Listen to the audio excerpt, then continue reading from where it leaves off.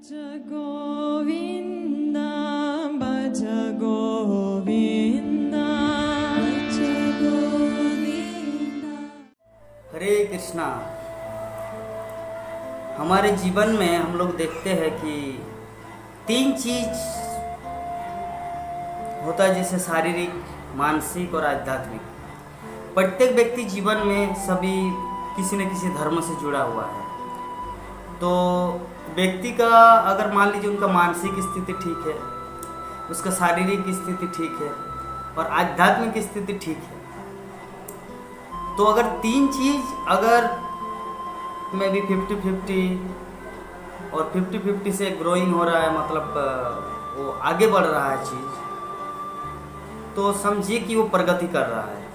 क्योंकि शुद्ध भक्ति का जो पथ है, शुद्ध भक्त बनने की जो प्रक्रिया है, उनमें से 3 चीज जरूरी होता है कि मानसिक स्थिति क्या, हम सर्वदा भगवान कृष्ण की चिंता कर रहे हैं। मन मना भव मद भक्त मद्दाजी मांग नमस्ते। मतलब सर्व अवस्था में सर्वक्षण हम भगवान कृष्ण का चिंतन कर पा रहे हैं। और दूसरी बात कि सब समय किसी न किसी रूप में हमारा शरीर, हमारे हाथ जो भगवान की सेवा के लिए, हमारे जो पाँव है वो भगवान के मंदिर जाने के लिए, हमारी वाणी भगवान के शब्द बोलने के लिए, हरे कृष्ण महामंत्र जप करने के लिए, आँखें भगवान के श्री विग्रह का दर्शन करने के लिए, और कान भगवान की कथा सुनने के लिए, भगवान की अद्भुत अद्भुत लीलाओं को सुनने के लिए। अगर ये सब कार्य हमारे समस्त इंद्रियां अगर लगा हुआ है, तो समझिए कि हम लोग शुद्ध भक्ति के स्तर में या शुद्ध भक्ति के स्तर तक जाने का प्रयास कर रहे हैं। क्योंकि शुद्ध भक्ति में, शुद्ध कृष्ण भक्ति में, सर्वावस्था में भगवान कृष्ण की सेवा ही प्रमुख होता है, बाकी सब सेकेंडरी होता है। कहने का अर्थ है, जैसे मान लीजिए हम लोग मंदिर जाते हैं, तो मंदिर जाते हैं तो भगवान को दर्शन करते हैं, भगवान को दर्शन करके उनको प्रणाम करते हैं, उनसे प्रार्थना करते हैं। प्रार्थना करने के बाद भगवान को परिक्रमा करते हैं, श्री विग्रह का परिक्रमा करते हैं, मंदिर में बैठकर हरे कृष्ण महामंत्र का जप करते हैं, फिर भगवान का प्रसादम लेते हैं, चरणामृत लेते हैं। तो ये जो पूर्ण रूप से जितने ये जो पूरा प्रयास या प्रक्रिया, ये कृष्ण केंद्रित होता है। मतलब आप सब कुछ कृष्ण के लिए कर रहे हैं। मंदिर में जाने का अर्थ होता है आप नहीं है, अभी आपका शरीर मंदिर के लिए हो गया। हाँ, तो ये जो शुद्ध भक्ति का जो पथ है ना, ये उनका जीवन ही डेडिकेट टू कृष्णा। और हम लोग समझते हैं एक चीज कि जो आध्यात्मिक, जैसे हम 3 विषय में बोले, मानसिक, शारीरिक, मानसिक और आध्यात्मिक। अगर हमारा शरीर ठीक रहेगा, हेल्थ कंडीशन अच्छा रहेगा, तब हमारा जो चिंताधारा है वो भी अनुकूल रहेगा। क्योंकि शरीर में जब किसी प्रकार का कुछ बीमारी होता है या हेल्थ कंडीशन ठीक नहीं रहता, तो उनका मन उसी जगह में लगा रहता है। लेकिन अगर शरीर स्वस्थ एकदम अच्छा होता है, तब वो कृष्ण का चिंतन सुंदर रूप से कर पाता है। तो इसलिए पहला पॉइंट है कि शरीर को स्वस्थ रखना है, और सेकंड, शरीर को स्वस्थ रखने से मन हमारा सर्वदा अनुकूल चिंता करता है, प्रतिकूल के बारे में चिंतन नहीं होता। क्योंकि शरीर समय पे खाना, पानी पीना, सोना, उठना, बैठना, ये अगर सब सिस्टमेटिक रूप से अगर होता रहे, तो हमारा मन जो है ना, संतुलन बनाया, वो मन संतुलित रहता है, अनुकूल रहता है, वो विचलित नहीं होता। मन विचलित कब होता है?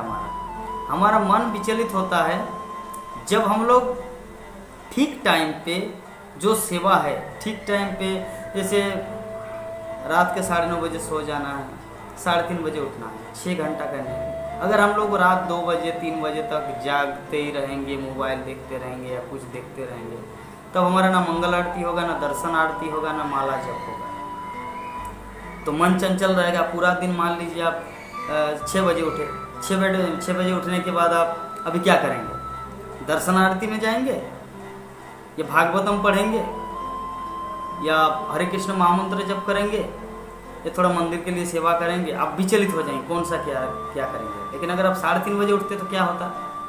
3:30 बजे उठते, आप स्नान करते, स्नान करने के बाद तिलक धोती कपड़ा पहन के आप मंगल आरती में भगवान के मंदिर में चले आते। उसके बाद मंगल आरती होने के बाद जब क्लास में बैठ के हरे कृष्ण कृष्ण कृष्ण हरे हरे, हरे राम राम राम हरे हरे, इस महामंत्र का जप करते।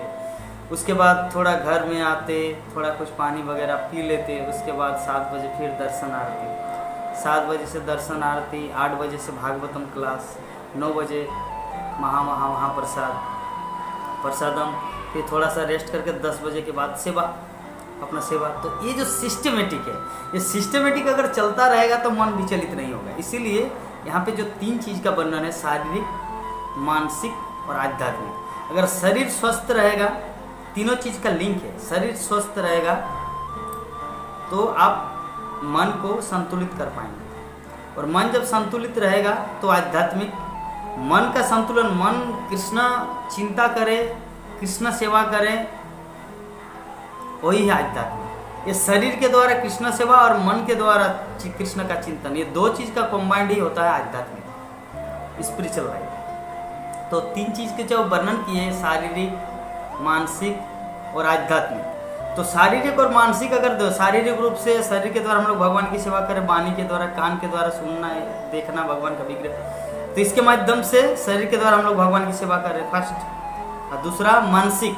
मन के द्वारा हम लोग भगवान का चिंतन करें, भगवान की विभिन्न लीला कथाओं का वर्णन कर रहे हैं। तो इसके माध्यम से हमारा आध्यात्मिक जो है वो ग्रो हो रहा है। तो इसीलिए सिस्टमेटिक इतना इम्पोर्टेंट है। अगर हम लोग अपने जीवन को सिस्टमेटिक कर दें, एक समय के अनुसार, किस टाइम में उठना है, किस टाइम में खाना है, किस टाइम में सेवा करना है, किस टाइम में सोना है, सिस्टमेटिक के आधार पर अगर चलेंगे तो हमारा मन विचलित नहीं होगा। और मन विचलित नहीं होने का मतलब आप आध्यात्मिक स्तर में हैं। क्योंकि मन विचलित कब होता है? जब मन रजोगुण में होता है, और जब सतोगुण में होता है तो मन कृष्ण चिंता करता है। क्योंकि मन है भौतिक वस्तु, लेकिन मन अगर कृष्ण चिंता करे तो आध्यात्मिक बन जाता है। और हमारे जीवन का लक्ष्य उस आध्यात्मिकता को प्राप्त करना है, क्योंकि उसी आध्यात्मिक मार्ग से, उस मार्ग से एक दिन आप गोलोक वृंदावन तक पहुंच सकते हैं। कहीं पर जाने के लिए एक मार्ग होना जरूरी है, एक रास्ता होता है। तो उस मार्ग तक जाने के लिए सबसे बेस्ट तरीका क्या है? भगवत धाम जाने के लिए, भगवान कृष्ण के पास जाने के लिए मार्ग क्या है? आध्यात्मिकता, स्पिरिचुअलिटी। तो स्पिरिचुअलिटी, आध्यात्मिकता को कैसे प्राप्त करेंगे? मानसिक और शारीरिक संतुलन होने के बाद। तो इसीलिए 3 चीज़ का कॉम्बाइंड बहुत very important in our life.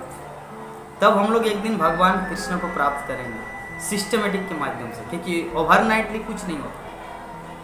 एक रात में आप शुद्ध भक्त नहीं बन पाएंगे, और without become a pure devotee, शुद्ध भक्त बने बिना कोई भगवत धाम जा नहीं सकता।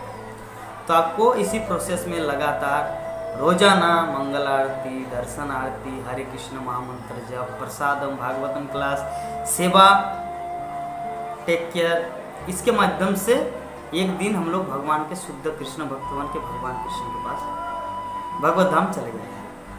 तो 3 चीज़ हमेशा याद रखना, शारीरिक, मानसिक और आध्यात्मिक। 3 चीज़ को अगर हम लोग बैलेंस करके चलेंगे तो हमारे जीवन सार्थक होगा और हमारे जीवन सफल होगा। हरे कृष्ण।